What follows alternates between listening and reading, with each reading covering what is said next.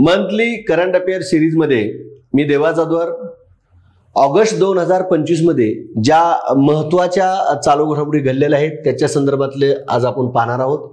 यामध्ये बघा, MKCL ज्याला मराठीमध्ये महाराष्ट्र ज्ञान महामंडळ म्हणलं जातं, या महाराष्ट्र ज्ञान महामंडळाला 20 ऑगस्ट 2025 रोजी 25 वर्ष पूर्ण झाली। म्हणजे MKCL आपल्या स्थापनेचा रौप्य महोत्सव साजरा करत आहे आणि हा रौप्य महोत्सव मुख्यमंत्री देवेंद्र फडणवीस यांच्या उपस्थितीमध्ये पुणे या ठिकाणी तो पार पडला।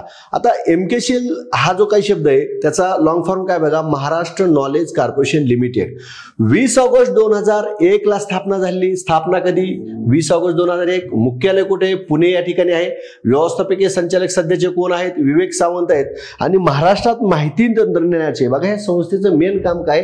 महाराष्ट्रात माहिती तंत्रज्ञानाचे प्रशिक्षण व प्रचार करण्याच्या उद्देशाने महाराष्ट्र ज्ञान महामंडळाची स्थापना करण्यात आली आणि विविध ठिकाणी 5500हून अधिक केंद्रे या ठिकाणी स्थापन करण्यात आलेली आहेत।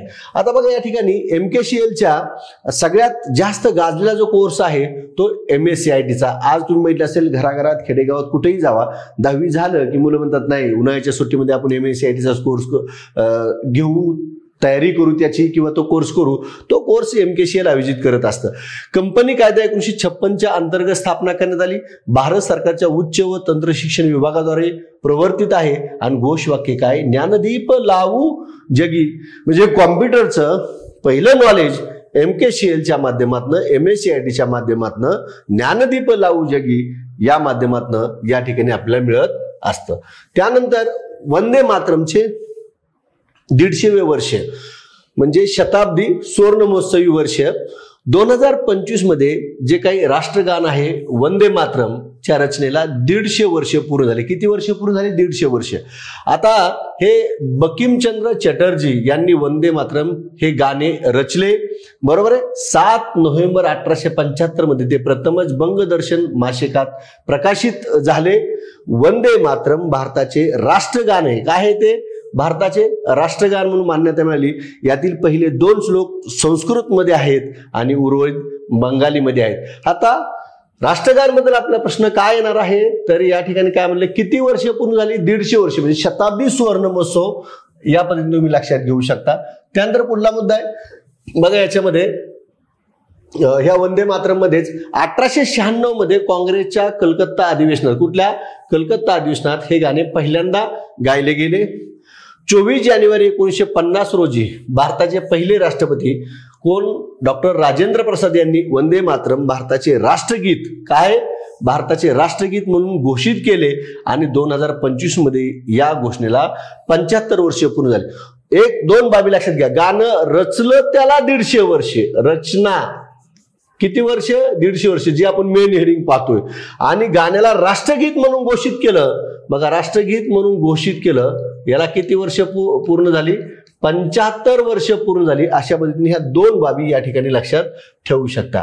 त्यानंतर UPSC शताब्दी वर्ष, युनियन पब्लिक सर्व्हिस कमिशन म्हणजे संघ लोकसेवा आयोग म्हणतो, 1 ऑक्टोबर 2025, बघा काय म्हणलं, 1 ऑक्टोबर 2025 ते 1 ऑक्टोबर 2026 या कालखंडामध्ये UPSCचं शताब्दी वर्ष साजरं करण्यात येणार आहे। UPSCची जी काय बैठक पार पडली ऑगस्ट 2025 मध्ये, या बैठकीमध्ये UPSCचे जे अध्यक्ष आहेत अजय कुमार, कोण आहेत अध्यक्ष? UPSCचे अध्यक्ष अजय कुमार यांनी त्या संदर्भात माहिती दिली, तशी घोषणा केली। आणि केंद्रीय लोकसेवा आयोग आहे जो आहे तो गुणवत्ता आणि सार्वजनिक सेवेच्या वचनबद्धतेची 100 वर्ष, काय म्हणले त्यांनी बघा, गुणवत्ता आणि सार्वजनिक सेवेच्या वचनबद्धतेची किती वर्ष साजरी करताय? 100 वर्ष साजरी करताय, असं या ठिकाणी त्यांनी म्हटलेलं आहे। आता UPSC स्थापना बघा, 1 ऑक्टोबर 1926 ला स्थापना झाली। सध्याचे अध्यक्ष अजय कुमार 35वे, पहिले अध्यक्ष सर रॉस बारकर, मुख्यालय नवी दिल्ली या ठिकाणी। कलम 315 चे 323 मध्ये भाग 14 प्रकरण 2 भारत सरकार कायदा 1919च्या तरतुदी आणि ली कमिशन 1924 च्या शिफारशीनुसार स्थापना करण्यात आली. जनरल जर माहिती आता 100 वर्ष या बाबीला पूर्ण झाल्यात, या संस्थेला पूर्ण झाल्यात, म्हणून त्या संस्थेबाबतच्या इतर बाबी सुद्धा माहिती असणं आपल्याला अपेक्षित असतं. बघा विद्यार्थी मित्रांनो, सगळ्यात महत्वाचं देवा जाधव संपादित 73वी आवृत्ती, आपली 6माही आवृत्ती किती होती? 72वी आवृत्ती होती. आता 73वी आवृत्ती जनरल नॉलेजच्या समावेशासह 600 सराव प्रश्न आहेत. किती? 600 सराव प्रश्न समाविष्ट असणारी ही येणाऱ्या कंबाईन परीक्षा, राज्यसेवेची परीक्षा आणि येणाऱ्या सर्व सरळ सेवेच्या महानगरपालिकेची भरती असेल, तलाट्याची भरती असेल, पोलीस भरती असेल, ह्या परीक्षेसाठी उपयुक्त असणारी 73वी आवृत्ती सप्टेंबर 2025 मध्ये प्रकाशित झाली आहे. ही आवृत्ती घरपोच मिळवण्यासाठी 92 84 86 63 74 किंवा 86 05 99 33 44 किंवा तुम्हाला अमेझॉन, फ्लिपकार्टवर सुद्धा ही आवृत्ती मिळून जाईल. तर देवा जाधव संपादित चालू घडामोडी कितीवी आवृत्ती म्हटलंय? 73वी आवृत्ती, ज्यात 600 प्रश्न समाविष्ट आहेत. आणि जुलै 2025 कुठला महिना म्हटलंय बघा? जुलै 2025 आणि ऑगस्ट 2025 या 2 महिन्याच्या चालू घडामोडीचा समावेश आणि 600 सराव प्रश्न समाविष्ट असणारी ही आवृत्ती तुम्हाला अतिशय उपयुक्त ठरणार आहे. 6माही तुम्ही वाचले असेल तर आलेली ही नवीन 73वी चालू घडामोडीची आवृत्ती आवर्जून वाचा. चला पुढली घटना पाहू. महाराष्ट्र सहकार विकास महामंडळाचा रौप्य महोत्सव आपण किती वर्ष म्हणतो? 25. बघा आता महाराष्ट्र सहकार विकास महामंडळाचे जे काही 2025 हे रौप्य महोत्सवी वर्ष आहे. 28 ऑगस्ट 2025 ला ते साजरं करण्यात आलं. 28 ऑगस्ट 2000 ला स्थापना झाली. काय म्हणले बघा? 28 ऑगस्ट 2000 ला स्थापना आणि 28 ऑगस्ट 2025 ला त्याचं 25 वर्ष रौप्य महोत्सव साजरा करण्यात. मुख्यालय महाराष्ट्र सहकार विकास महामंडळाचं मुख्यालय पुण्यामध्ये आहे. कंपनी कायदा 1956 च्या अंतर्गत स्थापना करण्यात आली. महामंडळास आरबीआय कडून नॉन बँकिंग फायनान्स कंपनी म्हणून परवानगी देण्यात आली. आरबीआय कडून तशी परवानगी देण्यात आलेली आहे. आता इतर त्यातली काय माहिती बघा? माजी मुख्यमंत्री आता या महाराष्ट्र सहकार विकास महामंडळाचे जनक कोण आहे? तर विलासराव देशमुख, महाराष्ट्राचे माजी मुख्यमंत्री. आणि या महामंडळाचे पहिले अध्यक्ष देखील कोण होते? विलासराव देशमुखच पहिले अध्यक्ष होते. पहिले व्यवस्थापकीय संचालक मात्र कोण होते? डॉक्टर सुधीर कुमार गोयल होते. आता या महामंडळाचा खरा उद्देश काय आहे बघा? राज्यातील साखर उद्योगाचा सर्वांगीण विकास करणे हा एक उद्देश आहे. आणि दुसरा आहे सहकाराच्या माध्यमातून, काय म्हणले बघा? सहकाराच्या माध्यमातून शेतकऱ्याचे उत्पन्न दुप्पट करणे हे एक उद्दिष्ट आहे. अशी महाराष्ट्र सहकार विकास महामंडळाची उद्दिष्ट आहेत. आणि सध्या महामंडळाचे अध्यक्ष कोण आहेत? राज्याचे सहकार मंत्री महाराष्ट्राचे बाबासाहेब पाटील हे सध्या महाराष्ट्र सहकार विकास महामंडळाचे कोण आहेत? अध्यक्ष आहेत. त्यानंतर शक्ती संवाद परिषद 2025 ऑगस्ट 2025 मध्ये सगळ्यात महत्वाची आपल्या परीक्षेला विचारला जाईल अशी घटना, असे अंदाज आहे. सगळ्याच घटना महत्वाच्या असतात. आपण एक तासभर ज्या घटना घेतो त्या सगळ्यात महत्वाच्या, परंतु आपण काय म्हणतो त्यात कोणती महत्वाची? तर शक्ती संवाद परिषद महत्वाची. याचं कारण मी तुम्हाला सांगतो. शक्ती संवाद परिसंवाद जो आहे तो कोणी घेतलाय? राष्ट्रीय महिला आयोगानं आयोजित केलाय. राष्ट्रीय महिला आयोग आणि राज्य महिला आयोगाच्या संयुक्त विद्यमानानं आयोजित केला. आणि तो राष्ट्रीय महिला आयोगानं आयोजित केलेला शक्ती संवाद परिषद या ठिकाणी तो महाराष्ट्रातील मुंबई या ठिकाणी पार पडलेला आहे. त्यामुळे हा महत्वाचा भाग आहे. आणि यात सगळ्यात महत्वाचं लक्षात घ्या, राष्ट्रीय महिला आयोगाच्या अध्यक्षा ह्या महाराष्ट्रीयन आहेत. विजया राटकर छत्रपती संभाजीनगरच्या आहेत. आणि राज्य महिला आयोगाच्या अध्यक्ष रुपाली चाकणकर आहेत. यांच्या संयुक्त विद्यमानानं तो मुंबईमध्ये पार पडला 22 ते 24 ऑगस्ट 2025 मध्ये. आणि यावर्षी राष्ट्रीय परिषदेचे यजमानपद भूषवण्याचा सन्मान आपल्या महाराष्ट्राला आणि मुंबईला मिळालेला आहे. आता सदर परिषदेच्या संदर्भातलं बघा, शक्ती संवाद परिषदेमधलं काय तर सदर परिषद भारत देशातील सर्व राज्य महिला आयोगाच्या संवाद, सर्वोत्तम पद्धतीची देवाणघेवाण, कायदेशीर प्रक्रिया, सामाजिक मुद्द्याची क्षमता बांधणी तसेच ज्ञानाची देवाणघेवाण या विषयावर विविध राज्यातील राज्य महिला आयोगाच्या अध्यक्षा, सदस्य सचिव परिसंवाद घेण्यात आला. आता बघा, भारतामध्ये जेवढे राज्य महिला आयोग आहेत त्यांचे अध्यक्ष, सचिव, सदस्य सगळे उपस्थित होते या परिसंवादामध्ये. आणि या परिसंवादामध्ये महिलांच्या संदर्भातले जेवढे काही कायदे असतील, सुरक्षेच्या दृष्टीने जेवढे मुद्दे असतील त्या सगळ्यावर 2 दिवसाच्या परिषदेमध्ये काय करण्यात आला? संवाद. आणि राष्ट्रीय महिला अध्यक्ष कोण सांगितलं? विजयाताई राटकर. आणि राज्य महिला आयोग रुपालीताई चाकणकर अशा पद्धतीने हे दोन मुद्दे लक्षात ठेवू शकता. शक्ती संवाद परिषद. त्यानंतर राणी दुर्गावती योजना महाराष्ट्र शासनाने ऑगस्ट 2025 मध्ये ही योजना चालू केली. ऑगस्ट 2025 मध्ये. आणि कोणासाठी तर आदिवासी महिलांसाठी सुरू केली. आणि उद्देश काय, हा महत्वाचा मुद्दा आहे. याचा उद्देश काय, आदिवासी समाजातील महिलांना काय म्हणले बघा, शिक्षण, आरोग्य, प्रशासन, व्यवसाय, मत्स्य व्यवसाय, कृषी व स्वयंरोजगार यामध्ये सक्षम करण्यासाठी राणी दुर्गावती योजना महाराष्ट्र शासनाने सुरू केली. तुम्हाला प्रश्न येईल, कारण डाटा माहिती असून उपयोग नाही, त्यावर प्रश्न काय येऊ शकतो. बघा, शक्ती संवाद कोणी आयोजित केला, शक्ती संवाद सगळं माहिती आपल्याला. जर तो राष्ट्रीय महिला आयोगाने आयोजित केला माहित नसेल तर त्याला अर्थ नाही. तसंच राणी दुर्गावती योजनेच्या संदर्भातला आहे. राणी दुर्गावती योजना कोणाच्या संदर्भातील आहे, तर आदिवासी महिलांच्या संदर्भातली आहे. प्रश्न कसा येतो हे माहित असणं गरजेचं आहे. बघा, आता राणी दुर्गावती हा गोंड वंशाच्या पराक्रमी राणी होत्या. त्या कुशल प्रशासक, रणरागिणी होत्या. मोगल साम्राज्याने गोंड राज्यावर आक्रमण केले तेव्हा राणी दुर्गावती यांनी शौर्याने मुकाबला केला होता. आदिवासी महिलांना या योजनेद्वारे 100% अनुदान देण्यात येणार आहे. वैयक्तिक योजनेसाठी 50,000 तर सामुदायिक योजनेसाठी 7,50,000 पर्यंत अनुदान देण्यात येणार आहे. म्हणजे राणी दुर्गावती योजनेची वैशिष्ट्ये काय आहेत, ही जर वैशिष्ट्ये 4 लाईन स्वरूपात विचारली तर आपल्याला ती माहीत असावीत, म्हणून या ठिकाणी वैशिष्ट्ये घेतलेली आहेत. त्यानंतर मिशन लक्षवेध. आता या ठिकाणी लक्षात घ्या, महाराष्ट्र शासनाचा क्रीडा विभाग जे आहे 29 ऑगस्ट जो काही राष्ट्रीय क्रीडा दिन म्हणून मेजर ध्यानचंद यांच्या जन्मदिनानिमित्त दरवर्षी साजरा केला जातो, त्याच दिवशी महाराष्ट्र शासनाने मिशन लक्षवेध योजना सुरू केली. आणि ह्या योजनेचा उद्देश काय, खेळाडूंना पायाभूत सुविधा उपलब्ध करून देणे. काय म्हणलंय, पायाभूत सुविधा उपलब्ध करून देणे आणि आंतरराष्ट्रीय दर्जाचे प्रशिक्षक उपलब्ध करून देण्याचं उद्दिष्ट मिशन लक्षवेध योजनेचं आहे आणि जी महाराष्ट्र शासनानं सुरू केलेलं आहे. महाराष्ट्रात अधिकाधिक ऑलिम्पियन घडविणे हे एक आपलं उद्दिष्ट आहे. 160 कोटी रुपये मंजूर केलेत आणि यासाठी 12 क्रीडा प्रकाराची निवड करण्यात आलेली आहे. म्हणजे मिशन लक्षवेध योजना काय आहे असा प्रश्न आला तर हा मुद्दे महत्वाचे आहेत. त्यानंतर 4 सेमीकंडक्टर प्रकल्पांना नरेंद्र मोदी यांनी मंजुरी दिली.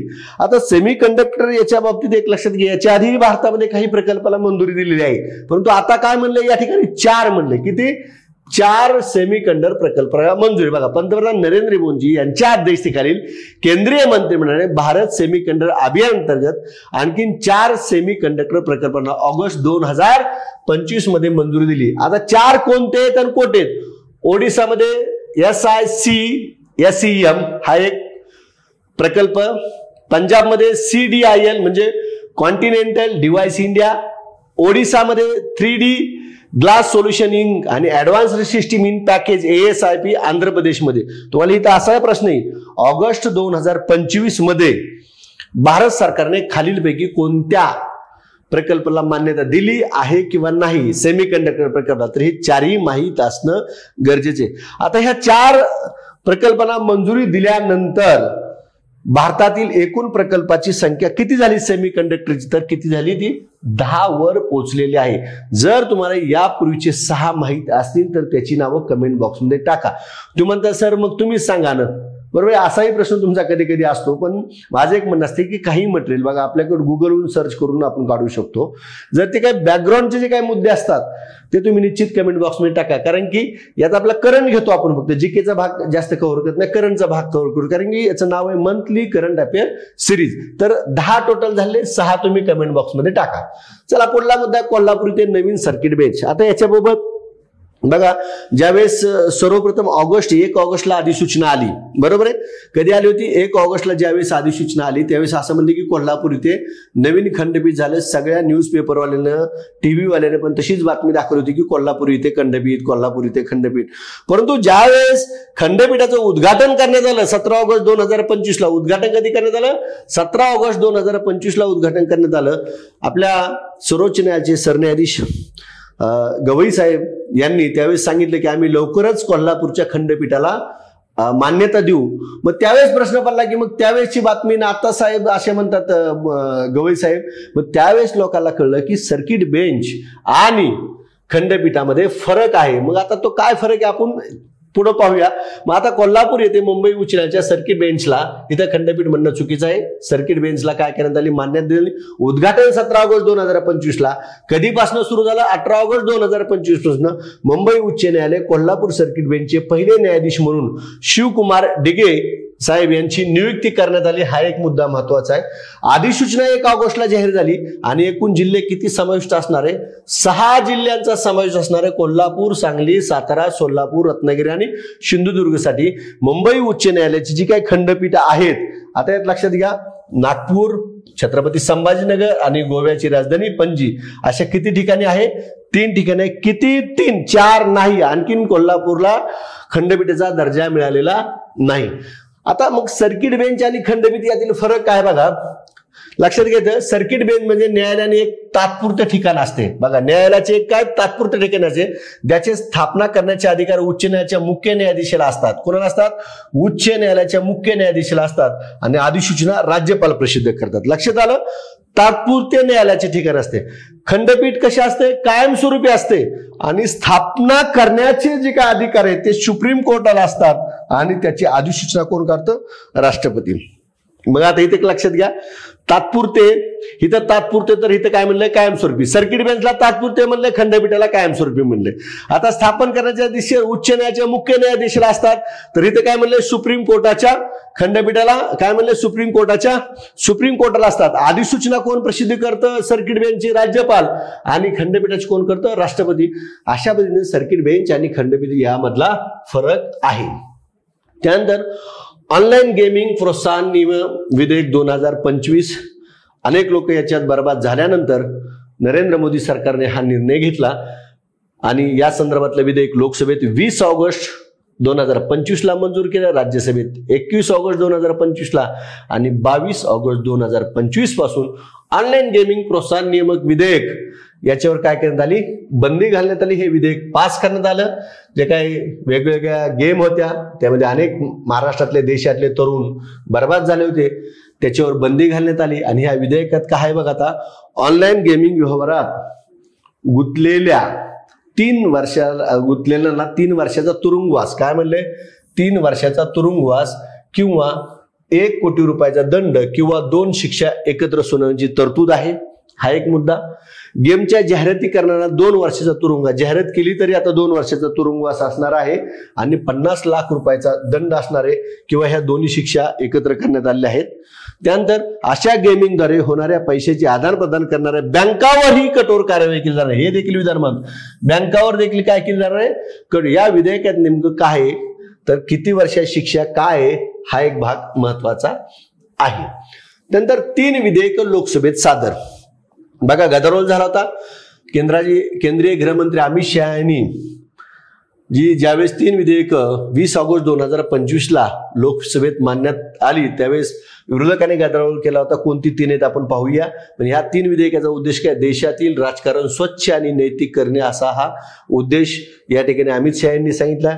या विधेयकाला विरोधकांनी काय केलं होतं? टोकाचा आक्षेप घेतला आणि विधेयक सादर झाल्यानंतर ती ठरल्याप्रमाणे संयुक्त संसदीय समितीकडे पाठवण्यात आलेली आहेत. आता 3 विधेयक कोणती? त्यातलं पहिले केंद्रशासित प्रदेश सुधारणा विधेयक 2025. आता बघ, केंद्रशासित प्रदेशातील मुख्यमंत्री किंवा मंत्री यांच्यावर गंभीर गुन्हे आहेत किंवा त्यांना 30 दिवसापेक्षा जास्त तुरुंगवास झाला अशा मंत्र्याला पदावरून काढण्यात टाकण्याची तरतूद. 31व्या दिवशी पदावरून काढून टाकण्यात येणार 30 दिवसाच्या वर तुरुंगात असल्यानंतर. केंद्रशासित प्रदेश सरकार सुधारणा विधेयक 2025 हे पहिलं. दुसरे 130वी घटना दुरुस्ती विधेयक. आता ह्यात बघा, केंद्रीय मंत्री, मुख्यमंत्री, देशाचे पंतप्रधान 30 दिवसापेक्षा जास्त, किती? 30 दिवसापेक्षा जास्त तुरुंगात झाला तर त्या मंत्र्याला खुर्ची सोडावी लागणार. त्यासाठी संविधानाच्या कलम 75 मध्ये पंतप्रधान आणि मंत्रिपदे, 164 मध्ये राज्य सरकार आणि मुख्यमंत्री आहेत आणि 239 मध्ये दिल्ली सरकार मुख्यमंत्री आणि मंत्रिपद आहेत. ही कलम सुद्धा लक्षात ठेवणं अपेक्षित आहे. याच्यावर 100% 133व्या घटना दुरुस्तीवर ती काय पूर्ण घटना दुरुस्ती पाठ करायची नाही. आपल्याला जे परीक्षेला येणार आहे तेच बघायचं, नाहीतर ती पीडीएफ काढणार, 7-8-10 पानाची पीडीएफ असतील ते पाठ करायचं. एवढं करण्याची आवश्यक नाही. 3 कोणते? केंद्रशासित प्रदेश सरकार विधेयक हे 130वी घटना दुरुस्ती हे एक विधेयक आहे आणि त्यानंतरचं पुढलं आहे जम्मू काश्मीर पुनर्गठन सुधारणा विधेयक 2025. यात बघा जम्मू काश्मीर पुनर्गठन कायदा 2019च्या कलम 54 मध्ये सुधारणा विधेयकात गंभीर गुन्हेगारी प्रकरणात अटक केलेल्या ताब्यात घेतल्या मुख्यमंत्री किंवा मंत्र्यांना 30 दिवसाच्या आत काढून टाकण्याची तरतूद, अशी 3 विधेयक आहेत. त्याच्या अंतर्गत जे काय महत्वाचं आहे, आता इथं 2019च्या कलम 54 मध्ये सुधारणा आहे असं म्हटलेलं आहे आणि 30 दिवसाचा कालावधी सगळीकडे सेम आहे.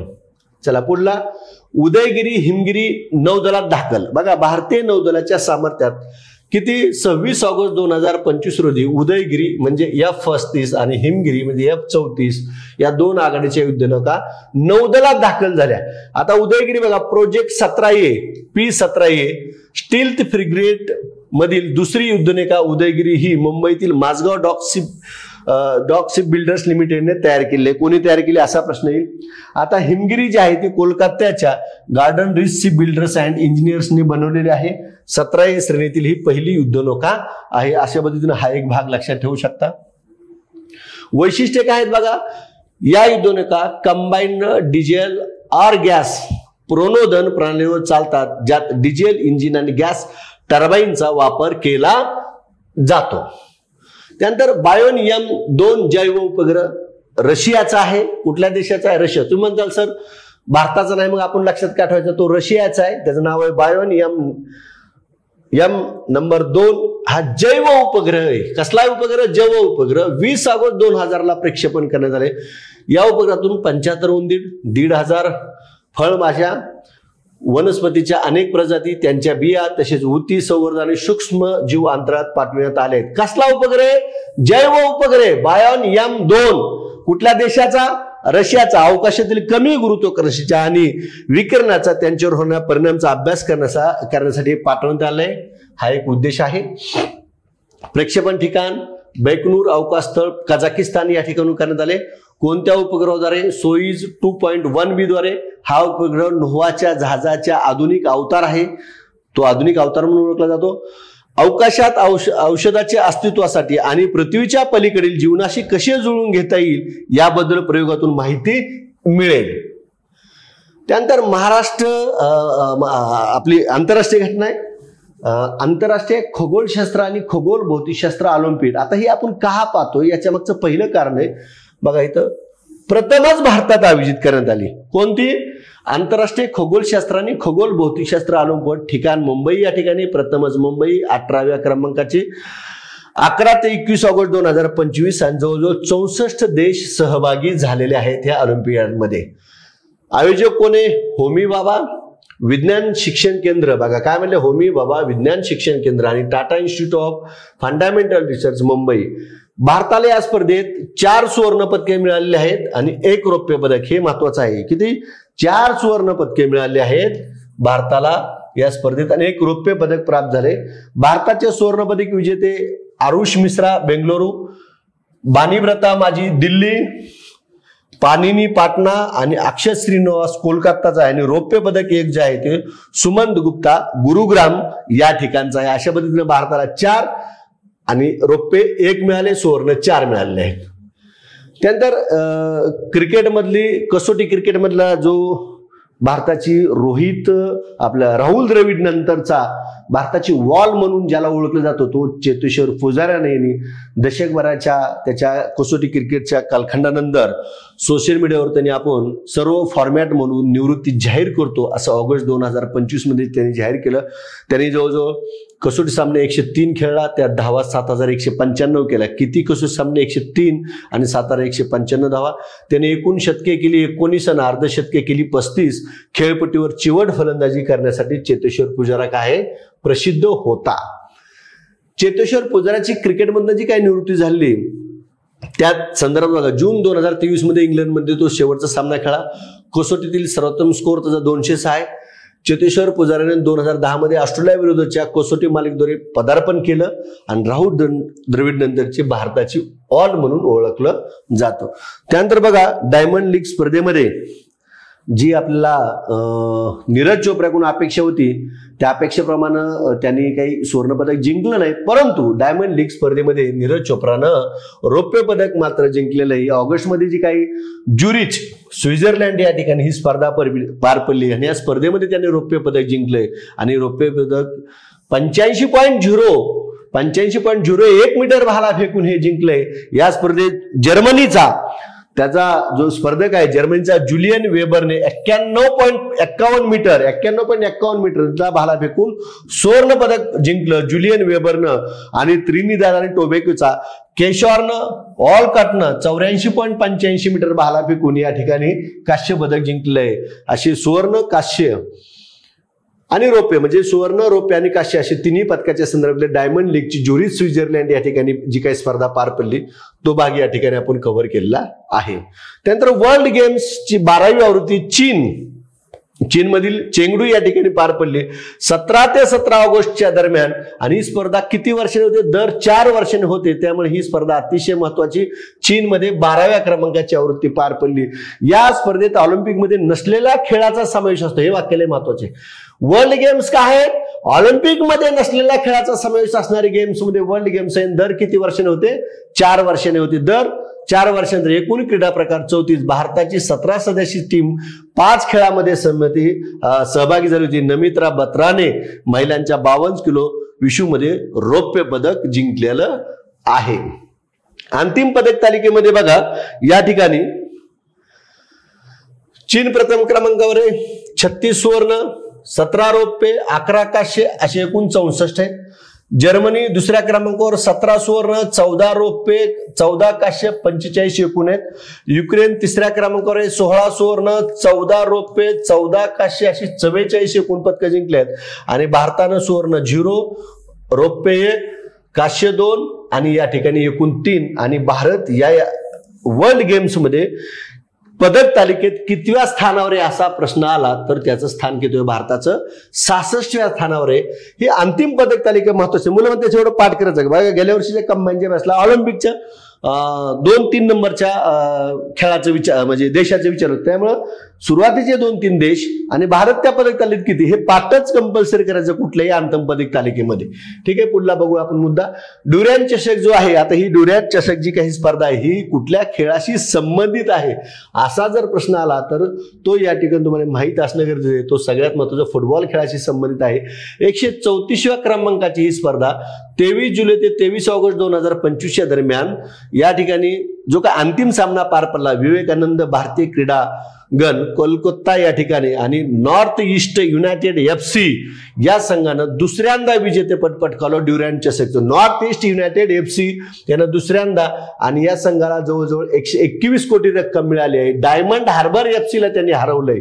आणि या स्पर्धेमध्ये गोल्डन बूट आणि गोल्डन बॉल अल्लाउद्दीन अजराई जो ईशान्य संयुक्त खेळाडू आहे ना गोल्डन बूट पण मिळालं, गोल्डन बॉल पण मिळालं। आणि सोनेरी हातमोजा गुरुमती सिंग नॉर्थ ईस्ट युनायटेडचा खेळाडू आहे, हा सोनेरी हातमोजेचा मानकरी ठरलेला आहे। या ड्युरॅन चषक बद्दल हा एक भाग विचारला जाऊ शकतो। त्यानंतर खेलो इंडिया वॉटर स्पोर्ट्स विद्यार्थी मित्रांनो, खेलो इंडियाच्या जे काही हिवाळी स्पर्धा असेल, युथ गेम्स असतील, पॅरा गेम्स असतील, अशा जवळजवळ टोटल 6 गेम्स आतापर्यंत पार पडलेत।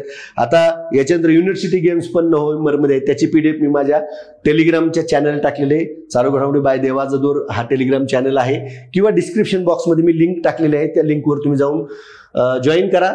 खेलो इंडियाच्या जेवढ्या स्पर्धा झाल्या त्याची या ठिकाणी टेलिग्रामला PDF आहे ती तुम्ही पाहू शकता। आता इथं खेलो इंडिया वॉटर गेम्स आपल्याला पाहिजे आणि वॉटर गेम्स बघा पहिल्याच आहेत। कसल्या आहेत? पहिल्या कोठे पार पडली? श्रीनगरमध्ये दल सरोवर या ठिकाणी पार पडली जम्मू काश्मीर मधील 21 ते 23 ऑगस्ट। हिमालयन किंगफिशर हा शुभंकर आहे आणि घोषवाक्य आहे दल लेक की शाम खेल से बडे पहचान अशा पद्धतीनं घोषवाक्य आहे वॉटर गेम्सचं। आयोजक कोण आहे? केंद्रीय युवा व्यवहार क्रीडा मंत्रालय। 5 वॉटर स्पोर्ट्सचा समावेश kayaking, canoeing, rowing, water skiing, shikara race आणि ड्रॅगन बोट अशा 5 वॉटर गेम्सचा समावेश असणारी ही खेलो इंडिया वॉटर गेम्स पहिली या ठिकाणी पार पडले। आणि याच्या पदक तालिकेत जर बघितलं तर महाराष्ट्राला पदक तालिकेत कितव्या क्रमांकावर? महाराष्ट्र 8व्या स्थानावर आहे। ज्यावेळेस पदक तालिका विचारतात महाराष्ट्र कितव्या स्थानावर हे प्राधान्य विचारतात, महाराष्ट्र या ठिकाणी 8व्या स्थानावर आहे। आणि महाराष्ट्राला या स्पर्धेमध्ये किती मिळाल्या? 2 पदकं मिळाले आहेत। एक सुवर्ण पदक आहे आणि एक रौप्य पदक आहे, कांस्य पदक 0 आहेत। मग यात पहिले 3 कोणते आहेत? मध्य प्रदेशला 10 सुवर्ण, 3 रौप्य, कांस्य 5 एकूण 18।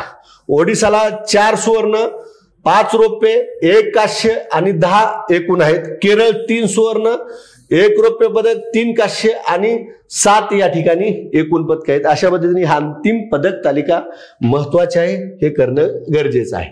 पुढला मुद्दा पाहूया. इक्वेटर पुरस्कार 2025. बघा, संयुक्त राष्ट्र विकास कार्यक्रमाद्वारे हा द्विवार्षिक असणारा पुरस्कार जो आहे हा पर्यावरणाचा नोबेल पुरस्कार म्हणून ओळखला जातो. काय म्हणले बघा, पर्यावरणातील नोबेल पुरस्कार म्हणून कोणता पुरस्कार ओळखला जातो, तर इक्वेटर पुरस्कार दर 2 वर्षांनी UNDP तर्फे म्हणजे संयुक्त राष्ट्र विकास कार्यक्रमातर्फे दिला जातो आणि पर्यावरणामध्ये संरक्षण आणि शाश्वत विकासासाठी जो उत्कृष्ट स्थानिक पातळीवर स्थानिक समुदायांना तो दिला जातो, कार्य करणारा तो हा पुरस्कार दिला जातो. 2025चा पुरस्कार भारतातील बीबी फातिमा महिला स्वयंसहायता गटाला SGS ला दिला गेला आणि बीबी फातिमा SGS कर्नाटक राज्यातील तीर्थ गावात आहे. SHG गटाने पर्जन्यधारित शेतीसाठी पर्यावरणपूरक पद्धतीची अंमलबजावणी, सामुदायिक बियाणे बँक व्यवस्थापन, अन्न व पोषण सुरक्षा सुनिश्चित करणे आणि नाचणी लागवड प्रोत्साहन यासारख्या क्षेत्रात उल्लेखनीय कार्य केलेलं आहे. ही घटना देखील IMP आहे. त्यामुळं व्यवस्थित बीबी फातिमा महिला स्वयंसहायता गटाला जो काही पर्यावरणातील नोबेल मिळाला इक्वेटर पुरस्कार कर्नाटक मधला, त्यामुळं हे एक बाब लक्षात ठेवून जावा. त्यानंतर मिस युनिव्हर्स इंडिया जी काही स्पर्धा आहे, इथं मिस युनिव्हर्स नाही, मिस युनिव्हर्स इंडिया म्हणलेलं आहे. आता जी मिस युनिव्हर्स इंडिया असते ती मिस युनिव्हर्स साठी पात्र ठरलेली असते. आता नोव्हेंबर मध्ये जी काही 74वी मिस युनिव्हर्स होणार आहे बघा, 21 नोव्हेंबर मध्ये 74वी मिस युनिव्हर्स जी होणार आहे, या 74च्या मिस युनिव्हर्स मध्ये भारताचं प्रतिनिधित्व कोण करणार आहे, तर मनिका विश्वकर्मा करणारे राजस्थानचे आहे. मनिका विश्वकर्मा जयपूर या ठिकाणी मिस युनिव्हर्स इंडिया पार पडली आणि त्याच्यामध्ये या ठिकाणी मनिका विश्वकर्माला मिस युनिव्हर्स इंडिया 2000 हा किताब मिळाला आणि 2024ची विजेती रिया सिंहने या ठिकाणी तो मुकुट घातलेला आहे. आता first runner up Tania Sharma उत्तर प्रदेशची आहे आणि सेकंड रनर अप मग डिंगरा ही हरियाणाची आहे. अशा पद्धतीने हा एक भाग तुम्ही लक्षात ठेवू शकता. चला पुढला भाग. मनिका विश्वकर्मा सामाजिक कार्यकर्ते आहे. ती न्यूरोनिव्हा नावाच्या प्लॅटफॉर्मची संस्थापक आहे, जी न्यूरो डायव्हर्जंट लोकांसाठी जागरूकता पसरवते. मनिकाने 2024चा मिस युनिव्हर्स राजस्थानचा किताब देखील या ठिकाणी तिनं पटकावलेला होता. त्यानंतर राष्ट्रीय चित्रपट पुरस्कार. मी आता काही घटनेला VIMP म्हणले, पण ह्या घटनेला मात्र काही घटनेला मी IMP म्हणले, पण ह्या घटनेला मी VIMP म्हणणार. एखादा तरी प्रश्न पुरस्कारावर ज्यावेळेस विचारायचं प्राधान्य आयोग ठरवतो, पेपर शेटर ठरवतो, त्यावेळेस राष्ट्रीय चित्रपट पुरस्कार विचारला जातो, कारण का केंद्र सरकार देतं. हा काय पुरस्कार मॅनेज करून वगैरे काय दिला जात नाही. जे सामाजिक विषय दाखवले असतात समाजामध्ये त्या चित्रपटाला हे पुरस्कार दिले जातात. आणि पुरस्काराचं वर्ष मित्रांनो 23 आहे, लक्षात घ्या. पुरस्कारची घोषणा ऑगस्ट 25ला केली, पण पुरस्कार कधीचे 23 आहेत आणि पुरस्कार 71 क्रमांकाचे. त्यामुळे कन्फ्युजन करायचं नाही. तुम्हाला फसवाई प्रश्न येईल. नुकतेच डिक्लेअर झालेले ऑगस्ट 2025 मध्ये डिक्लेअर झाले राष्ट्रीय चित्रपट पुरस्कार कोणत्या वर्षीचे आहेत, 2025 मध्ये डिक्लेअर झाले म्हणजे 25चे असतील. तसं नाही, ते पुरस्कार 23चे आहेत, हे क्लिअर करा. आता feature film jury Ashutosh Gowariker निवड समितीमध्ये कोण होते आणि नॉन फीचर मध्ये कोण होते, P शेषाद्री होते. हा एक बेसिक भाग तुम्हाला माहित असणं गरजेचं आहे. मग आता सर्वोत्कृष्ट चित्रपट 12th फेल, दिग्दर्शक विधू विनोद चोप्रा. सर्वोत्कृष्ट अभिनेता शाहरुख खान जवान आणि विक्रांत मेसी 12th फेल. सर्वोत्कृष्ट अभिनेत्री Rani Mukherjee Mrs Chatterjee versus Norway. सर्वोत्कृष्ट दिग्दर्शक सुदीप्तो सेन द केरला स्टोरीचा दिग्दर्शक सुदीप्तो सेन. सर्वोत्कृष्ट हिंदी सिनेमा कटहल यशोवर्धन मिश्रा आणि सर्वोत्कृष्ट लोकप्रिय सिनेमा जो आहे रॉकी और रानी की प्रेम कहाणी करण जोहरचा आहे. आणि सर्वोत्कृष्ट सामाजिक मूल्य सिनेमा श्याम बहादूर मेघना गुलजार. आता यात लक्षात घ्या सर्वोत्कृष्ट चित्रपट. आता हा जो काही सर्वोत्कृष्ट चित्रपट तो 22 भाषेतील सर्वोत्कृष्ट आहे, एक लक्षात घ्या. आता त्या भाषेतील सर्वोत्कृष्ट असतात. आता त्या भाषेतील हिंदी मधला कुठला आहे, कटहल, बरोबर आहे. आता आपल्याला काय 22 भाषेचे पाहण्याची आवश्यकता. 22 भाषेतला सर्वोत्कृष्ट 12th फेल ठरलाय, हिंदी भाषेतला कटहल ठरलाय. मग आता आपल्या मराठी भाषेचा पाहणं गरजेचं आहे. मग मराठी भाषेतला सर्वोत्कृष्ट श्यामची आई ठरलेला आहे सुजय ढाके यांनी काढलेला श्यामची आई. त्यानंतर सर्वोत्कृष्ट दिग्दर्शक पदार्पण आशिष बेंडे, आत्मपामलेट. आता या राष्ट्रीय चित्रपट पुरस्कार सोहळा जो कितव्या क्रमांकाचा मी म्हणलेलं आहे या ठिकाणी बघा, सुरुवातीला सांगितलं 71व्या क्रमांकाच्या 71व्या क्रमांकाच्या राष्ट्रीय चित्रपट पुरस्कारामध्ये जर तुम्ही बघितलं तर महाराष्ट्राचे सर्वोत्कृष्ट मराठी सिनेमा श्यामची आई ठरला, सर्वोत्कृष्ट दिग्दर्शक पदार्पण आशिष बेंडे ठरला, सर्वोत्कृष्ट बाल चित्रपट नाळ 2 सुधाकर रेड्डी एंकटी, सर्वोत्कृष्ट बालक्रस त्रिशा ठोशर आणि श्रीनिवास पोकळे, भार्गव जगताप नाळ 2 आणि कबीर खंदारे जिप्सी. अशा पद्धतीने सर्वोत्कृष्ट बालकलाकार बाल चित्रपट तुम्हाला लक्षात ठेवणं गरजेचे मराठी भाषेतलं पर्टिक्युलर. त्यानंतर MS स्वामीनाथन अन्न व शांतता पुरस्कार 2025 मित्रांनो पहिलाच आहे आणि हा पहिलाच अडमोल ए डेनले यांना तो मिळालाय आणि द्वारे कोण तर the world academy of sciences and MS Swaminathan research foundation द्वारे 7 ऑगस्ट 2025 रोजी MS स्वामीनाथन यांचा जन्मशताब्दी आंतरराष्ट्रीय परिषदेत पंतप्रधान नरेंद्र मोदी यांच्या हस्ते हा पहिला पुरस्कार या ठिकाणी देण्यात आला. आणि हा जो काही पहिला पुरस्कार अडमोला एन डेनले यांना जो मिळाला त्यांच्या संदर्भातली देखील आपल्याला माहिती असणं गरजेचं आहे. बघा, अडमोला एन डेले यांना नाजूक परिसंस्थेमध्ये शाश्वत शेती संदर्भात, नाजूक काय शब्द वापरलाय, नाजूक परिसंस्थेमध्ये शाश्वत शेती संबंधी केलेल्या अग्रगण्य कार्यासाठी तो देण्यात आलेला आहे. MS स्वामीनाथनचे शतक महोत्सवी आंतरराष्ट्रीय परिषद नवी दिल्ली येथे पार पडली आणि ह्या नवी दिल्लीच्या परिषदेमध्ये पंतप्रधान नरेंद्र मोदी यांनी तो पुरस्कार दिलेला आहे. या परिषदेची संकल्पना काय आहे, सदाहरित क्रांती जैव आनंदाचा मार्ग. $25,000 अमेरिकन हे त्याचं स्वरूप आहे. हा आंतरराष्ट्रीय पुरस्कार डॉक्टर MS स्वामीनाथन यांच्या समृद्धी प्रत्यर्थ दरवर्षी इथून पुढे तो देण्यात येणार आहे. त्यानंतर राष्ट्रीय शिक्षक पुरस्कार 5 सप्टेंबर हा शिक्षक दिन म्हणून आपल्या भारतामध्ये साजरा केला जातो आणि दरवर्षी त्या दिवशी हे पुरस्कार दिले जातात, पण ते ऑगस्टमध्ये जाहीर केले जातात. मग ऑगस्टमध्ये जाहीर झालेले आणि जे 5 सप्टेंबर 2025 देण्यात येणारे राष्ट्रीय शिक्षक पुरस्कारामध्ये महाराष्ट्रातील जवळजवळ 4 शिक्षकाचा समावेश आहे. मग ते महाराष्ट्रातले 4 शिक्षक आपण पाठच करायचे. डॉक्टर शेख मोहम्मद वकुद्दीन शेख हमीउद्दीन हे एक शिक्षक आहेत. जिल्हा परिषद हायस्कूल कुठले, अर्धपूर नांदेडचे आहेत. Doctor Sandipan Jagdale Dayanand college of art लातूरचे आहेत.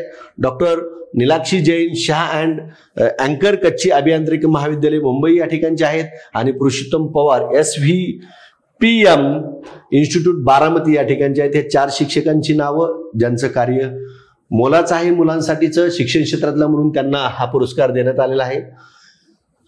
निधन वार्तामध्ये जर बघितलं, शिबू सोरेन 4 ऑगस्ट 2025 मध्ये वयाच्या 81व्या वर्षी झारखंड मुक्ती मोर्चाचे जे काही संस्थापक आहेत शिबू सोरेन यांचं 4 ऑगस्टला 81व्या वर्षी निधन झालं. आदिवासी हक्कासाठी राष्ट्रीय पातळीवर कार्यरत शिबू सोरेन यांना दिशोम गुरु म्हणजे जमनीचे नेता म्हणून देखील त्यांना ओळखलं जातं. स्वतंत्र झारखंड राज्याच्या निर्मितीसाठी दीर्घकाल आंदोलन केलेल्या सोरेन यांना 3 वेळा झारखंडचे मुख्यमंत्रीपद भूषवले. किती वेळा? 3 वेळा. झारखंड मुक्ती मोर्चा स्थापना 1972ला त्यांनी केली. डुमका मतदारसंघातून 8 वेळा, कुठला मतदारसंघ? डुमका मतदारसंघातून 8 वेळा ते लोकसभेवर आणि 2दा राज्यसभेवर ते खासदार राहिलेले आहेत. केंद्रात त्यांनी कोळसा मंत्री म्हणून काम पाहिलेलं आहे. त्यानंतर सत्यपाल मलिक जे आहेत यांचं देखील निधन झाले वयाच्या 79व्या वर्षी 5 ऑगस्ट 2025ला. जाट समुदायातील प्रभावी चेहरा म्हणून त्यांना ओळखलं जातं. चौधरी चरणसिंह यांच्या भारतीय क्रांती दल पक्षातर्फे ते 1974 ते 77 पर्यंत उत्तर प्रदेश विधानसभेचे अध्यक्ष होते. त्यानंतर 1980 ते 1989 दरम्यान लोकसभेतर्फे ते राज्यसभेचे खासदार होते. 1984 मध्ये काँग्रेसमध्ये त्यांनी प्रवेश केला. 86 मध्ये काँग्रेसतर्फे राज्यसभेतील खासदार झाले. त्यानंतर त्यांनी जनता दलामध्ये प्रवेश केला. 9व्या लोकसभेमध्ये 1989 ते 81 बघा 1989 ते 1991 जनता दलातर्फे अलीगडचे खासदार आणि 2004 मध्ये त्यांनी परत भाजपमध्ये प्रवेश केला. आता मी परत इथं काय सांगितले, काँग्रेस, परत जनता दल आणि परत भाजप हा क्रम सुद्धा लक्षात ठेवा. आणि इथं सगळ्यात महत्वाचं सत्यपाल मलिकच्या संदर्भातलं बिहार, मेघालय, गोवा, ओडिसा, जम्मू काश्मीरचे राज्यपाल पद त्यांनी भूषवले आहे. आणि मलिक हे जम्मू काश्मीरचे शेवटचे राज्यपाल ठरले. अशा पद्धतीने सत्यपाल मलिक बद्दल लक्षात ठेवा. आता ला गणेशन, नागालँडचे राज्यपाल, काय म्हणले, नागालँडचे राज्यपाल ला गणेशनचे 15 ऑगस्ट 2025 वयाच्या 80व्या वर्षी त्यांचं निधन झालं. 20 फेब्रुवारी 2023 नागालँडचे राज्यपाल म्हणून त्यांची नियुक्ती करण्यात आली होती. मणिपूरचे राज्यपाल म्हणून देखील त्यांनी 2123 मध्ये काम पाहिलेलं आहे. पश्चिम बंगालचे अतिरिक्त राज्यपाल म्हणून जुलै 2022 ते नोव्हेंबर 2022 मध्ये काम पाहिले. ला गणेशन हे तमिळनाडू भारतीय जनता पक्षाचे एक वरिष्ठ नेते होते. दक्षिणेचे धान्य कोठार आणि मध्ययुगीन चोळ राज्याची पूर्वीची राजधानी म्हणून ओळखल्या जाणाऱ्या तंजोर या मंदिर नगरीत 1945 मध्ये जन्मलेल्या ला गणेशन एका सनातनी ब्राह्मण कुटुंबातले होते. ला गणेशन हे मध्य प्रदेश राज्यसभा खासदारही राहिलेले आहेत. नागालँडचे विद्यमान राज्यपाल असताना त्यांचं निधन झालंय, त्यामुळं यांच्यावर देखील आपल्याला प्रश्न विचारला जाऊ शकतो. आता या ठिकाणी लक्षात घ्या, काही ज्या नियुक्त्या ऑपरेशन जे आहेत पहिल्या वेळेला घटना त्या आपण पाहणार आहोत. यात बघा, आता सगळ्यात महत्वाचं, बीएसएफने स्वतंत्र दिनाच्या पार्श्वभूमीवर राजस्थान सीमेजवळ ऑपरेशन अलर्ट राबवलं. एकशिंगी गेंड्याचे शिकारीपासून संरक्षण आसाम सरकारनं ऑपरेशन फाल्कन राबवलं. उत्तर प्रदेश पोलिसांनी व्यसनमुक्तीसाठी राबवले ऑपरेशन सवेरा आहे. भारतातील हायड्रोपोनिक गांजाची तस्करी करणाऱ्या टोळीचा पर्दाफाश करण्यासाठी ऑपरेशन वेड आउट राबवण्यात आलं. राजस्थान पोलीस बाईक टोळ्यावर कारवाई करण्यासाठी ऑपरेशन संस्कार राबवण्यात आलं. आणि दिल्लीतील अंमली पदार्थाची तस्करी विरोधात ऑपरेशन रेनबो राबवण्यात आले. म्हणजे ऑगस्ट 2025 मध्ये कोणते ऑपरेशन राबवले सगळे एकत्र ठिकाण दिले. ते पाठ करायचा विषय पाठच झाला पाहिजे. मानवी तस्करी विरोधात लढा देण्यासाठी बिहार पोलिसांनी राबवले. कुणी? बिहार पोलिसांनी राबवले ऑपरेशन नया सवेरा. तेलंगणा सरकारने मुलांची सुटका करण्यासाठी ऑपरेशन मुस्कान 11. जम्मू काश्मीरमधील कुलगाम जिल्ह्यात दहशतवाद्यांविरुद्ध राबवलेलं ऑपरेशन अखल. आणि आसाम दुर्गम भागातील गावांना मदत करण्यासाठी ऑपरेशन सहयोग राबवण्यात आले. आणि कानपूर उत्तर प्रदेश जिल्ह्यात जमीन माफिया आणि खंडी टोळीवर कारवाई करण्यासाठी ऑपरेशन महाकाल या ठिकाणी राबवण्यात आलेलं आहे. आता काही नवनियुक्त्या पाहिजेत ऑगस्ट मध्ये जी काय नवनियुक्त, आपण हा भाग सुरुवातीला घेत होतो पण मुद्दा म्हणून यावेळेस शेवटी घेतलेला आहे. नागालँडचे आता आपण बघितलं, नागालँडचे ला गणेशन हे राज्यपाल या ठिकाणी निधन झालं आणि त्यांचा अतिरिक्त कार्यभार अजय कुमार भल्ला यांच्याकडे देण्यात आलेला आहे. मुंबई भाजपचे नवनियुक्त अध्यक्ष अमित साटम झाले आहेत. महाराष्ट्र राष्ट्रवादीच्या प्रचार समितीच्या अध्यक्ष म्हणून मेधा कुलकर्णी ज्या खासदार आहेत त्यांची निवड करण्यात आली. वनतराच्या आरोप चौकशी प्रकरणी एसआयटी स्थापन करण्यात आली, जे चेलेमश्वर यांच्या अध्यक्षतेखाली. उपराष्ट्रीय सुरक्षा सल्लागार म्हणून अनीस दयाल सिंह यांची नियुक्ती करण्यात आली. एनडीपीचे उपाध्यक्ष म्हणून डॉक्टर राजीव रंजन यांची निवड करण्यात आली. आणि T20 दक्षिण आफ्रिकेमध्ये देखील T20 होती, त्यातल्या प्रिटोरिया कॅपिटल संघाचा मुख्य प्रशिक्षक म्हणून आपल्या भारतीय सौरव गांगुलीची निवड करण्यात आली. राज्य सहकारी संघाचे अध्यक्ष म्हणून प्रवीण दरेकर यांची निवड करण्यात आली. त्यानंतर बघा, भारतीय राष्ट्रीय फुटबॉल संघ प्रशिक्षक खालिद जमील. मराठा समाज मंत्रिमंडळ उपसमिती अध्यक्ष राधाकृष्ण विखे पाटील. भारतीय बॉक्सिंग संघटना अध्यक्ष अजय सिंह तिसऱ्यांदा झालेत. भारतीय महिला हॉकी कर्णधार सलीमा टेटे. सोमनाथ सूर्यवंशी मृत्यू प्रकरणी एसआयटी प्रमुख सुधीर हिरेमेट. संसद टीव्हीचे सीईओ म्हणून उत्पल कुमार सिंग यांची निवड करण्यात आली. विक्रम साराभाई अंतराळ केंद्राचे संचालक राजन. म्यानमारचे नवनियुक्त पंतप्रधान नो सॉ. 6व्या वित्त आयोगाचे अध्यक्ष डॉक्टर नितीन करील. मुकेश खुल्लर यांचं निधन झाल्यानंतर डॉक्टर नितीन करील यांची निवड केली. कॅपॅसिटी बिल्डिंग कमिशनचे एस राधा चव्हाण हे अध्यक्ष झाले. राज्य सहकारी संघ अध्यक्ष प्रवीण दरेकर, तो मुद्दा पाहिलाच आहे आपण. आता पहिल्या घटना, दर महिन्यात पहिल्या घटना असतात आणि याच्यावर एका दुसरा प्रश्न असतात. कोणतीही आपण सांगू शकत नाही. ज्या घडल्यात त्या सगळ्या करणे हेच आपल्या हातात आहे. म्हणून ज्या काय ऑगस्ट 2025 मधल्या पहिल्या घटना त्या आपण सगळ्या पाहू. संपूर्णपणे सौर ऊर्जेवर चालणारी भारतातली पहिली विधानसभा दिल्ली. भारतातील पहिली मुलींसाठीची फिफा टॅलेंट अकॅडमी तेलंगणा. बालन्याय कायदा 2015 अंतर्गत सांकेतिक भाषा, दुभाषे, भाषांतर व विशेष शिक्षकाची नोंदणी करणारे भारतातील पहिले राज्य पंजाब ठरलं. भारतातील पहिल्या ए आधारित शिक्षण ऍपचे नाव टुटोज IIT पळ्ळकरद्वारे. भारताची पहिली स्वदेशी मशीन गन बनविली मशीन कंपनी हैदराबाद या ठिकाणी हैदराबादनं. भारतातील पहिले हिरवा हायड्रोजन तयार करणारे बंदर चिदंबरनार, फिओसी, पोर्ट तुतीकोरीन, भारतातील पहिले स्मार्ट इंटेलिजन्स शतनावरी नागपूर, नुकतंच देवेंद्र फडणवीस यांच्या हस्ते उद्घाटन करण्यात आलं. स्कूल व्हॅनना मान्यता देणारे देशातील पहिले राज्य महाराष्ट्रच आहे. भारतातील पहिली प्राणी स्टेम सेल बायोबँक हैदराबाद या ठिकाणी. भारतामध्ये ड्रोनद्वारे कृत्रिम पावसाचा प्रयोग करणारे राज्य राजस्थान. त्यानंतर भारतातील पहिले डिजिटल साक्षर राज्य केरळ, पहिले स्वदेशी हॉवरक्राफ्ट गोवा, सेमीकंडक्टर धोरणाला मान्यता देणारे देशातील पहिले राज्य गुजरात, पहिली कॉलेज स्पोर्ट लीग केरळमध्ये, शाश्वत विमान इंधनासाठी ISCC प्रमाणपत्र मिळवणारी पहिली कंपनी इंडियन ऑइल कॉर्पोरेशन, खाजगी कंपनीची पहिली पूर्णपणे स्वदेशी व्यावसायिक पृथ्वी निरीक्षण उपग्रह मालिका जी आहे पिक्सल स्पेस, FSSAI द्वारे माऊली हा भारतातील पहिला सर्व महिला clean street food hub Kandivali Mumbai या ठिकाणी. देशातील पहिली पूर्णपणे AI वर चालणारी ड्रायव्हरलेस बस सेवा सुरू केली IIT हैदराबादनं. भारतातील पहिली खाजगी निधीतून स्थापन झालेली गणित संशोधन संस्था कुठे? मुंबई या ठिकाणी. भारतातील पहिली शासकीय पाठबळ असलेली ड्रोन फॉरेन्सिक लॅब लखनौला. पहिले शहर जिथे रेल्वे रुळामध्ये पोर्टेबल सोलर पॅनल्स बसविले वाराणसी. बघा, पोर्टेबल सोलर पॅनल्स. भारताचा पहिला ESG म्हणजे पर्यावरण समाज प्रशासन लॅब मुंबईला. पहिला रेल्वे विभाग ज्याने IIT गुवाहाटीने विकसित केले कंपोस्टेबल बायो प्लास्टिक पॅकेजिंग स्वीकारले नॉर्थ ईस्ट फ्रंटियर रेल्वे विभाग. भारतातील पहिली सार्वजनिक क्षेत्रातील बँक आपली कॉर्पोरेट वेबसाईट सुरक्षित बँक इन डोमेनवर हलवली पंजाब नॅशनल बँकेने. इथं IMP असं मी म्हणेल ह्या घटनेला, कदाचित त्यावर प्रश्न येईल. ChatGPT बनवणाऱ्या OpenAI चे भारतातील पहिले ऑफिस ठिकाण नवी दिल्ली. जगातील पहिली AI आधारित बँक RYT बँक सुरू करणारा देश मलेशिया.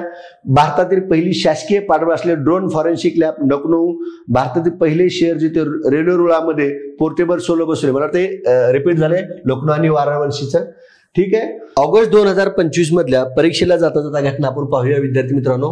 संत श्रेष्ठ ज्ञानेश्वर महाराज यांचे 2025 हे जे काही वर्ष आहे ते सप्त शतकोत्तर सुवर्ण म्हणजे 750 वर्ष जयंती वर्ष आहे. 15 ऑगस्ट 2025 रोजी संतश्रेष्ठ ज्ञानदेवाची 750वी जयंती साजरी करण्यात आली. 1 ऑगस्ट हा स्थानिक निधी लेखा परीक्षक दिन म्हणून नव्याने साजरा करण्यात आला आहे. आणि त्याचबरोबर 7 ऑगस्ट हा शाश्वत शेती विकास दिन MS स्वामीनाथन यांचा जन्मदिवस. 2025 हे MS स्वामीनाथन यांचे जन्मशताब्दी वर्ष आहे. त्यांना भारतरत्न मिळाला आहे. त्यांच्यावर अनेक वेळेस प्रश्न आलेला आहे 2024-25च्या एक्झाम मध्ये. त्यामुळे 7 ऑगस्ट या शाश्वत शेती विकास दिनाबाबत लक्षात ठेवा. लडाखने सिंधू नदीच्या स्वच्छतेसाठी बघा काय म्हणले, लडाखने सिंधू नदीच्या स्वच्छतेसाठी संवर्धनासाठी 12 ऑगस्ट हा दिवस स्वच्छता आंदोलन दिवस म्हणून घोषित केलेला आहे. सर्वाधिक काळ देशाचे गृहमंत्रीपद भूषणारा मान अमित शहा यांच्या नावावर आहे. कोणाच्या नावावर आहे? अमित शहा यांच्या नावावर आहे. 2 रुपयात उपचार करणारे डॉक्टर AK गोपाल यांचे ऑगस्ट 2025 मध्ये निधन झालं. ट्रक चालकासाठी पेट्रोलियम आणि नैसर्गिक वायू मंत्रालयाने आपला घर विश्रांती सुविधा सुरू केली आहे. पहिली बुद्धिबळ स्पोर्ट्स वर्ल्ड कप 2025 मॅग्नस कार्लसनने जिंकलेले आहे. गोवा राज्याने प्रत्येक घरात हायस्पीड इंटरनेट पुरवण्यासाठी हर घर फायबर उपक्रम सुरू केला. कोणत्या राज्यानं? गोवानं हर घर फायबर उपक्रम. त्यानंतर सासवड पुणे येथे होणाऱ्या 28वे आचार्य अत्रे मराठी साहित्य संमेलनाच्या अध्यक्षपदी सु. ल. खुटवड यांची निवड करण्यात आली. हे संमेलन 13 ऑगस्ट 2025 रोजी पार पडलेलं आहे. अमेरिकेच्या ओहायो राज्याच्या सॉलिसिटर जनरलपदी भारतीय वंशाच्या प्रतिभावंत वकील मथुरा श्रीधरन यांची निवड करण्यात आली. हे नाव लक्षात ठेवा.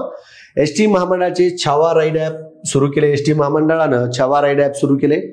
राजस्थानातील माउंट आबू येथे सुंदर अरावली पर्वतरांगेमध्ये शांतिवन परिसरात जगातील सर्वात मोठे सौर ऊर्जा स्वयंपाकघर आहे. इस्रो झाले ब्ल्यू बर्ड संवाद उपग्रह जो अमेरिकेने विकसित केला तो प्रक्षेपित करणार आहे. ब्ल्यू बर्ड हा स्मार्टफोन थेट उपग्रहाशी जोडणारा प्रगत अमेरिकन उपग्रह आहे ज्यामुळे नेटवर्क टॉवर शिवाय कॉल आणि इंटरनेट वापरता येते. बिमस्टेक पहिला पारंपरिक संगीत महोत्सव कोठे पार पडला? नवी दिल्ली येथे. चीन आणि रशियाने जॉईंट C-25 नावाचा संयुक्त नौदल सराव जपान समुद्रात ऑगस्ट 2025 25 मध्ये तो पार पडला आहे. 8व्या कॉमनवेल्थ युथ गेम 2027चे आयोजन माल्टा येथे होणार आहे. RS-28 स्मार्ट ही आंतरराष्ट्रीय बॅलिस्टिक क्षेपणास्त्र रशियाने विकसित केले. कुठल्या देशानं? रशियाने विकसित केलं. लडाखमधील सिप कॅथॉर्न आणि हिमालयन टॉर्टर ही 2 पिकं नासाच्या क्रू 11 प्रयोगासाठी आंतरराष्ट्रीय अंतराळ स्थानकावर पाठवण्यात आली. तर या ठिकाणी लक्षात घ्या, काय लडाखमधील सिब कॅथॉर्न आणि हिमालयन टॉर्टरी ही 2 पिके नासानं IISS वर पाठवलेत आंतरराष्ट्रीय अंतराळ स्थानक. बेंगळुरूने 2025च्या जागतिक AICTE इंडेक्समध्ये भारताचं सर्वोच्च स्थान पटकावलं आहे. जागतिक स्तरावर 26व्या क्रमांकावर या ठिकाणी बेंगळुरू आहे. अशा पद्धतीने हा भाग लक्षात ठेवू शकता. ऑगस्ट 2025 मध्ये आंतरराष्ट्रीय सौर आघाडीचा 107वा अधिकृत देश कुठला झाला? मोल्डोव्हा. बघा काही उच्चाराचे शास्त्र हे अवघड आहेत, ते तुम्ही स्क्रीनवर बघून घ्या. बायर्न म्युनिक संघाने स्टुटगार्टवर 2-1 अशी मात करत जर्मन सुपर चषकाचे जेतेपद जिंकलं. वोटर अधिकार यात्रा राहुल गांधी यांच्या नेतृत्वाखाली कोणत्या राज्यात काढण्यात आली? बिहारमध्ये ऑगस्ट 2025ला. तुम्हाला साधा तिथं प्रश्न येईल, वोटर अधिकार यात्रा कोणत्या राज्यात आणि कोणी काढली? त्यानंतर अमेरिकेचे अध्यक्ष डोनाल्ड ट्रम्प आणि रशियाचे अध्यक्ष व्लादिमीर पुतिन यांच्या दरम्यान बहुप्रतीक्षित अलास्का शिखर परिषद 16 ऑगस्ट 2025 रोजी कुठल्याही ठोस निष्कर्ष येण्यास संपली. ऑस्ट्रेलियाचे माजी कसोटीपटू, कर्णधार आणि प्रशिक्षक बॉब सिम्पसन यांचे 16 ऑगस्ट 2025 रोजी वयाच्या 89व्या वर्षी निधन झालं. 1957 ते 78च्या दरम्यान ऑस्ट्रेलियासाठी 62 कोटी आणि 2 एकदिवसीय सामने त्यांनी खेळलेले आहेत. न्यायमूर्ती यशवंत वर्मा यांच्या विरोधात महाभियोगासाठी समिती अरविंद कुमार आणि मनिंद्र मोहन आणि VB आचार्य. मराठा सैन्यातील एका महत्वाचे सरदार रघुजी भोसले यांची महाराष्ट्र सरकारने लंडनच्या लिलावात जिंकलेली तलवार ऑगस्ट 2025 मध्ये मुंबईत आणली. हे अतिशय महत्वाची घटना, हे देखील व्यवस्थित लक्षात ठेवून जावा. 2030 ची राष्ट्रकुल स्पर्धा अहमदाबाद गुजरात येथे होणार आहे. देशातील पहिली जागतिक कृषी बाजारपेठ पालघर जिल्ह्याच्या वाडोरमध्ये उभारण्यात येणार आहे. यासाठी फ्रान्सच्या रुजिस मार्केटने सहकार्य केले. कुठल्या देशाने? फ्रान्सच्या रुजिस मार्केटने.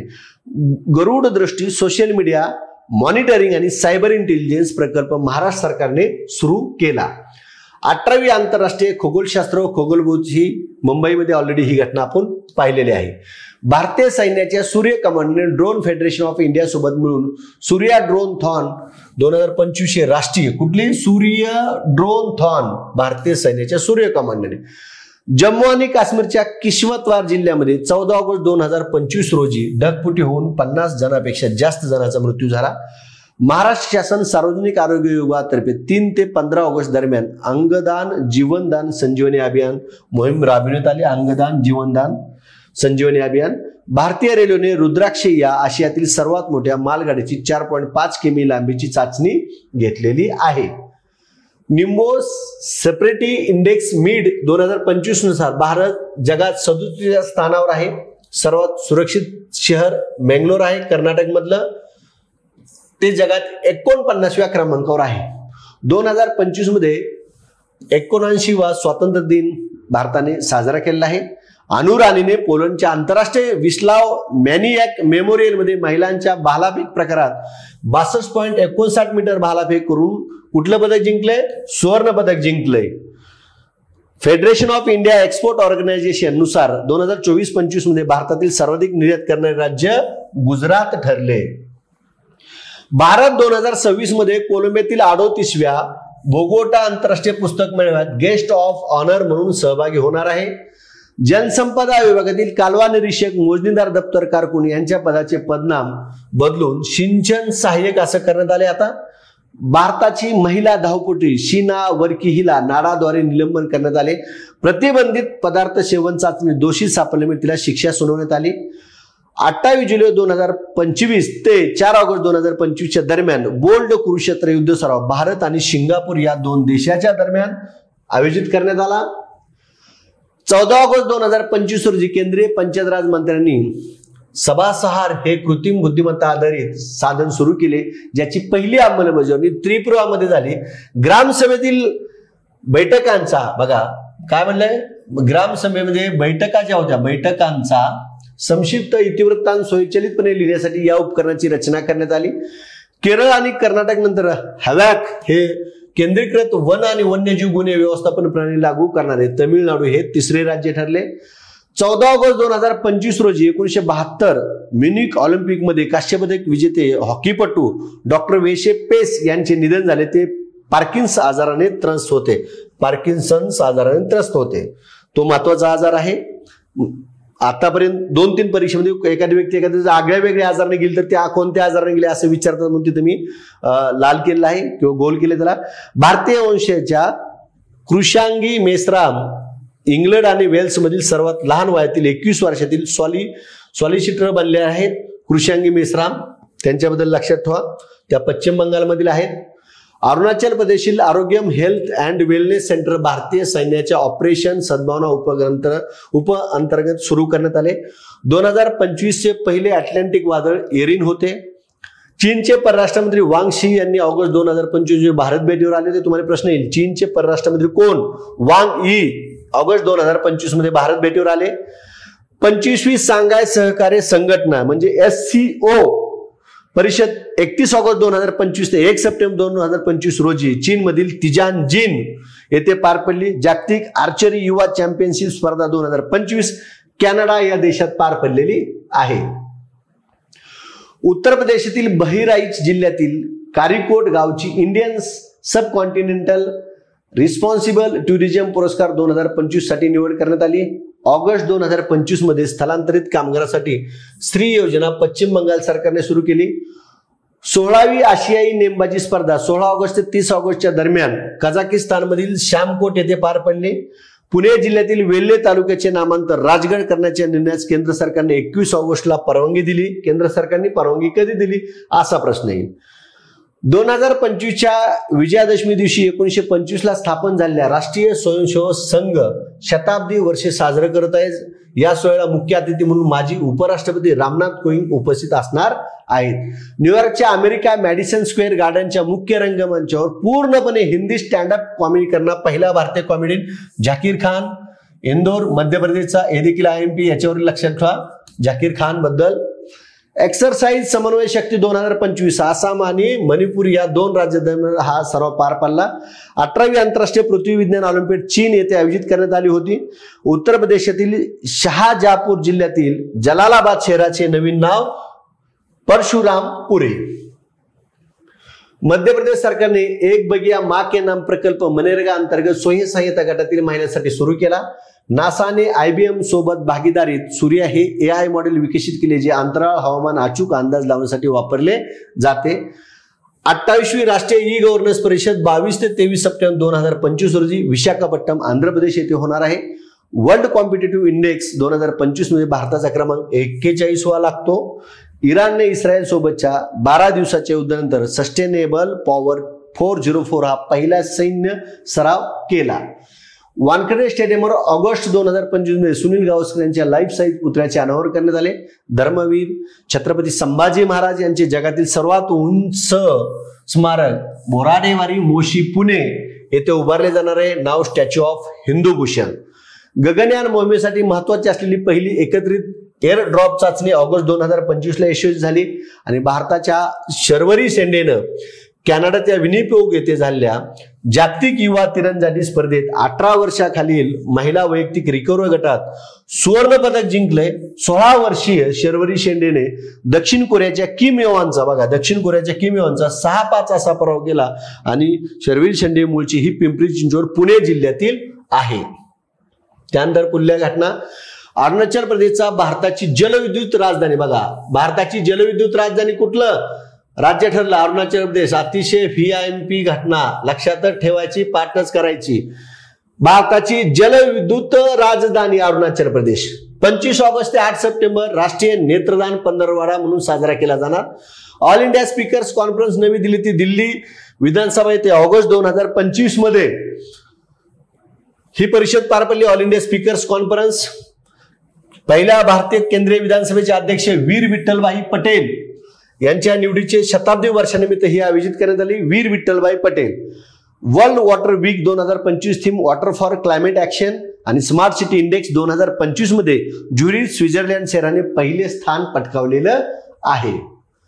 त्यानंतर चिकिता तानी पार्ते ही जगातील युवा तिरंदाजी स्पर्धेत वैयक्तिक कनिष्ठ जागतिक विजेतेपद जिंकणारी पहिली भारतीय महिला कंपाऊंड तिरंदाज ठरली. भारतीय सैन्याने आयोजित आयुष्यमान सेतू ही पहिली सराव मोहीम आसाममध्ये पार पडली. ऑगस्ट 2025 मध्ये IPL मधून निवृत्त होण्याची घोषणा रविचंद्र अश्विनने केली. IPL मध्ये 221 सामने अश्विन खेळला आणि 187 विकेट घेतल्या. 2030च्या राष्ट्रकुल स्पर्धा अहमदाबाद गुजरात येथे होणार आहेत. 28 ऑगस्ट 2025 रोजी स्पेसएक्सच्या फाल्कन 9 रॉकेटवरून पिक्सल स्पेस आणि ध्रुव स्पेस या 2 स्मार्टफोननी यशस्वीरित्या उपग्रह प्रक्षेपित केले. 27 ऑगस्ट 2025 पासून भारतातून अमेरिकेत येणाऱ्या काही वस्तूचा अपवाद वगळता अन्य सर्व वस्तूंवर 50% टेरिफ लावण्यात आला. मुंबई उच्च न्यायालयाचे मुख्य न्यायमूर्ती आलोक आरोग्य जे आहेत आणि पाटणा उच्च न्यायालयाचे मुख्य न्यायमूर्ती विपुल पांचोली जे आहेत त्याचा सर्वोच्च न्यायालयात न्यायमूर्ती म्हणून त्यांची निवड झाली. न्यायमूर्ती श्री चंद्रशेखर यांची मुंबई उच्च न्यायालयाचे मुख्य न्यायमूर्ती म्हणून सर्वोच्च न्यायालयाच्या कॉलेजियमने केंद्र सरकारला शिफारस केली. कारण की आता मुंबई उच्च न्यायालयाचे आलोक आराध्य गेल्यानंतर जर याला मान्यता मिळाली तर श्री चंद्रशेखर हे मुंबई उच्च न्यायालयाचे मुख्य न्यायमूर्ती असतील. इंडियन इन्स्टिट्यूट ऑफ मॅनेजमेंट म्हणजे भारतीय व्यवस्थापन संस्था IIM पुणे येथील मोशी पिंपरी चिंचवड या ठिकाणी स्थापन होणार आहे. महाराष्ट्रातील 3 ठिकाणी IIM आहेत, मुंबई, नागपूर आणि पुणे. लुथियाना नवीन पंतप्रधान इगारुगिनीरा फिडे चेस वर्ल्ड 2025 चे आयोजन 30 ऑक्टोबर ते 27 नोव्हेंबर 2025 दरम्यान गोवा येथे होणार आहे. बॉक्सिंग वर्ल्ड कप 2025 प्रथमच ग्रेटर नोएडा भारतात 13 ते 24 नोव्हेंबर दरम्यान होणार आहे. आणि पंतप्रधान नरेंद्र मोदी यांच्या हस्ते उद्घाटन झालेल्या मारुती सुझुकीच्या पहिल्या बॅटरी इलेक्ट्रिक वाहनाचे नाव EVIRA अशा पद्धतीनं हा भाग लक्षात ठेवा. 2025 ची कोपा अमेरिका फुटबॉल स्पर्धा ब्राझीलनं 9व्यांदा जिंकली. रोहित कृष्णा भारताचा 89वा ग्रँड मास्टर. 15 ऑगस्ट 2025 ला भारताने 79वा जो स्वातंत्र्य दिन साजरा केला त्याची थीम काय होती? न्यू इंडिया थीम होती. आशिया कपसाठी भारतीय क्रिकेट संघाचे कर्णधार सूर्यकुमार यादव आणि पहिली आंतरराष्ट्रीय पाली परिषद श्रीलंका या देशात पार पडलेली आहे. त्यानंतर मुख्यमंत्री निजुत मोहिना 2.0 योजना आसाम सरकारने सुरू केली. अरुणाचल प्रदेशात 700 मेगावॉट क्षमतेचा तातो 2 जलविद्युत निर्मिती प्रकल्प सुरू करण्यात येणार आहे. राजस्थानमधील थरथर जिल्ह्याचे नामकरण भुर्तरी नगर करण्यात आलं. भारत आणि श्रीलंका दरम्यान 14 ते 18 ऑगस्टच्या दरम्यान सिल्नेक्स द्विपक्षीय 12वा नौदल सराव पार पडला. नेपाळ देश आंतरराष्ट्रीय बिग कॅट लाईनचा नवीन सदस्य. आंतरराष्ट्रीय बिग कॅट लाईनचा नवीन सदस्य देश कोणता झाला तर नेपाळ झाले असं लक्षात ठेवू शकता. गुंतवणुकीला आकर्षित करण्यासाठी दुबईद्वारे वन फ्रीजन पासपोर्ट लॉन्च करण्यात आलेला आहे. विद्यार्थी मित्रांनो, ऑगस्ट 2025 मधल्या महत्वपूर्ण उपयुक्त अशा सगळ्या घटना मी या ठिकाणी कव्हर केल्या आहेत, तर त्या निश्चितच तुम्हाला आवडल्या असतील. याच्या संदर्भातले कमेंट तुम्ही कमेंट बॉक्समध्ये करा. तुम्हाला हा व्हिडिओ कसा वाटला आणि तुम्ही कोणत्या ठिकाणाहून पाहता, कोणत्या जिल्ह्यातनं पाहता, कोणत्या तालुक्यातनं पाहता ते देखील तुम्ही कमेंट बॉक्समध्ये निश्चित कमेंट करा. आपण या ठिकाणी थांबूया. धन्यवाद.